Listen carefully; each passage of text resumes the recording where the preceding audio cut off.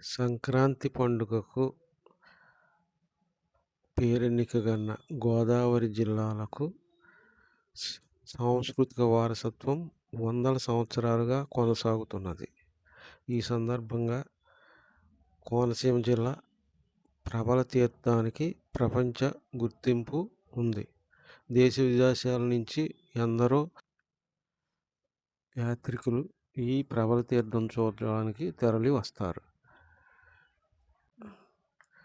ఆంధ్రప్రదేశ్ ప్రభుత్వం నేడు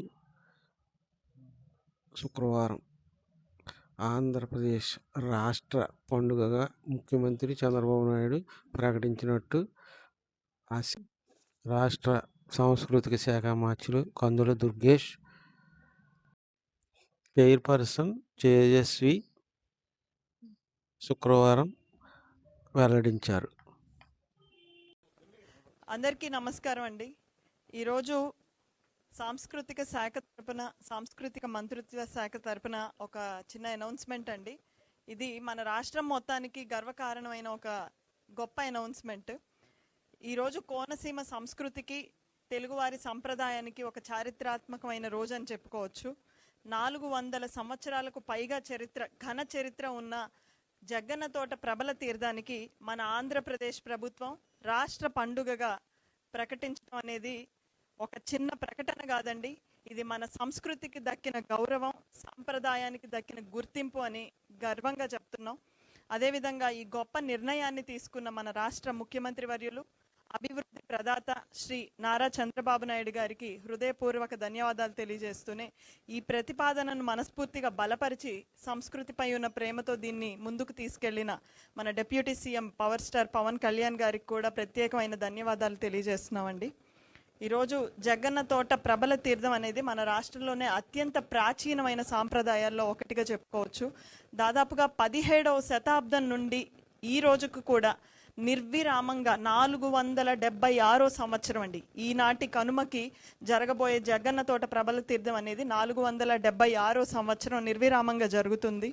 హిందూ శాస్త్రం ప్రకారం ఏకాదశ రుద్రులు ఇంతమంది ఒకే చోట వచ్చి కొలువై ఉండడం అనేది భూమండలం మొత్తం మీద జగ్గన్న తోటలోనే జరుగుతుంది. అది మన ఆంధ్రప్రదేశ్లో, మన కోనసీమలో ఉంది అనడం కేవలం కోనసీమ ప్రజలకి కాదండి, ఇది ఆంధ్రప్రదేశ్ మొత్తానికి గర్వకారణం. ఈ దశగా ఈరోజు కూటమి ప్రభుత్వం దీన్ని రాష్ట్ర ప్రభుత్వ పండుగగా ప్రకటించడం అనేది ఇది ఆంధ్రప్రదేశ్కు ఒక గొప్ప గౌరవం, ఒక గొప్ప ఘనత అని తెలియజేస్తూనే, అసలు జగ్గన్న తోట ప్రబల తీర్థం అనేది ప్రతి సంవత్సరం కనుమ రోజు 11 గ్రామాల, కోనసీమలోని 11 గ్రామాల నుండి ఏకాదశ రుద్రులను తీసుకుని వచ్చి జగ్గన్న తోటకి చేరుకొని, ఒకప్పటి పూర్వకాలంలో నమ్మకం ఏంటంటే ఈ 11 మంది ఏకాదశ రుద్రులు ఒకే చోట సమావేశం అయ్యి లోక కళ్యాణం గురించి మాట్లాడతారు అని. ఈ 11 గ్రామాలతో పాటు చిన్న చిన్న ప్రభలు కూడా ఒక 10-15 వస్తాయండి.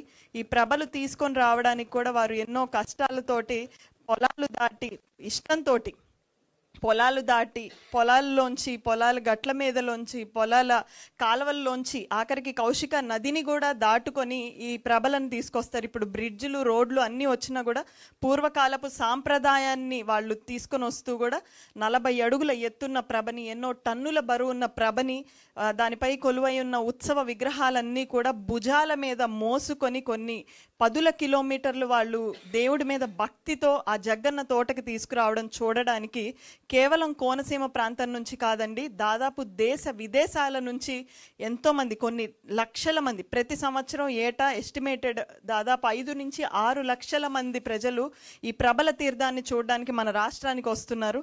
ఇటువంటి ఒక గొప్ప ఉత్సవాన్ని కేవలం మన రాష్ట్రంలోనే కాకుండా మన ప్రైమ్ మినిస్టర్ నరేంద్ర మోదీ గారు కూడా గుర్తించడం, అదేవిధంగా ఈ లేఖని మన రాష్ట్రానికి పంపించడం అనేది కూడా జరిగిందండి. శివకేశవ యూత్ అనేవారు వారికి రాసిన ఒక సందేశాన్ని సమాధానం ఇస్తూ ఈరోజు ప్రైమ్ మినిస్టర్ గారు కూడా దీనికి ఒక రికగ్నిషన్ ఇవ్వడం, అదేవిధంగా మన రిపబ్లిక్ డే పెరేడ్లో కూడా ఒకప్పుడు ప్రభని మనకి ట్యాబ్లు కింద తీసుకెళ్లడం కూడా జరిగింది. సో ఇంత గౌరవం, గుర్తింపు ఉన్న ఒక ప్రాచీనమైన పండుగకి ఈరోజు కూటమి ప్రభుత్వం గుర్తింపు ఇవ్వడం అనేది ప్రతి ఒక్కళ్ళల్లో ఒక మంచి ఆనందోత్సాహాలని అందించే ఒక శుభ పరిణామం.